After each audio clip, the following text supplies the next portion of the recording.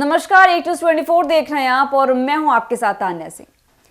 केंद्रीय मंत्री चिराग पासवान ने गुरुवार 24 अक्टूबर को एक रैली में कहा कि राष्ट्रीय जनतांत्रिक गठबंधन एनडीए का नाम विकास के लिए है, जबकि झारखंड मुक्ति मोर्चा के नेतृत्व वाला गठबंधन भ्रष्टाचार के लिए जाना जाता है।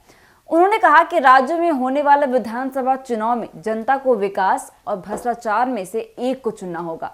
यह बात उन्होंने झारखंड के चतरा जिले में एक जनसभा को संबोधित करते हुए कहा, जहां वे लोक जनशक्ति पार्टी रामविलास के उम्मीदवार जनार्दन पासवान के समर्थन में लोगों से वोट मांग रहे थे।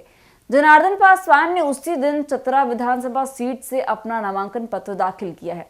लोक जनशक्ति पार्टी रामविलास इस बार झारखंड विधानसभा चुनाव में एनडीए गठबंधन के तहत सिर्फ एक सीट पर चुनाव लड़ रही है। अपने संबोधन में चिराग पासवान ने जोर देकर कहा कि पिछले 5 सालों में भारत ने तेजी से विकास किया है, जबकि इसी अवधि में झारखंड विकास के मामले में पीछे रह गया।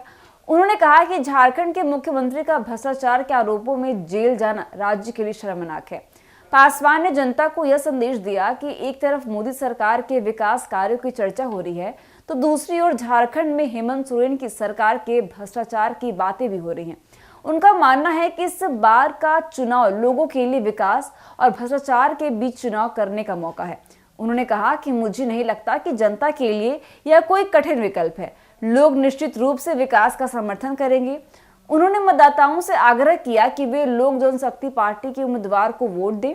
एनडीए के सीट बंटवारे के अनुसार झारखंड में भारतीय जनता पार्टी 68 सीटों पर चुनाव लड़ेगी, आजसू पार्टी 10 सीटों पर और जेडीयू 2 सीटों पर और लोक जनशक्ति पार्टी रामविलास 1 सीट पर अपने उम्मीदवार उतारेगी। झारखंड विधानसभा चुनाव 2 चरणों में होंगे। पहले चरण का मतदान 13 नवंबर को और दूसरे चरण का मतदान 20 नवंबर को होगा, जबकि वोटों की गिनती 23 नवंबर को होगी। पहले चरण के लिए नामांकन प्रक्रिया 18 अक्टूबर से शुरू हुई और 25 अक्टूबर को समाप्त होगी, जबकि दूसरे चरण के लिए नामांकन प्रक्रिया 22 अक्टूबर से शुरू होकर 29 अक्टूबर तक जारी रहेगी। आपको बता दें कि इस अवसर पर पासवान ने जोर देकर कहा है कि विकास ही एकमात्र रास्ता है जिससे झारखंड और उसके लोग प्रगति कर सकते हैं। उन्होंने यह भी कहा है कि एनडीए गठबंधन की सरकार ने जो विकास कार्य किए हैं वे लोगों के जीवन को बेहतर बनाने का उद्देश्य रखते हैं। दूसरी ओर उन्होंने झारखंड की मौजूदा सरकार पर भ्रष्टाचार का आरोप लगाते हुए कहा कि मुख्यमंत्री के कार्यकाल में राज्य का विकास ठप हो गया है और प्रशासन में भ्रष्टाचार की घटनाएं बढ़ी हैं।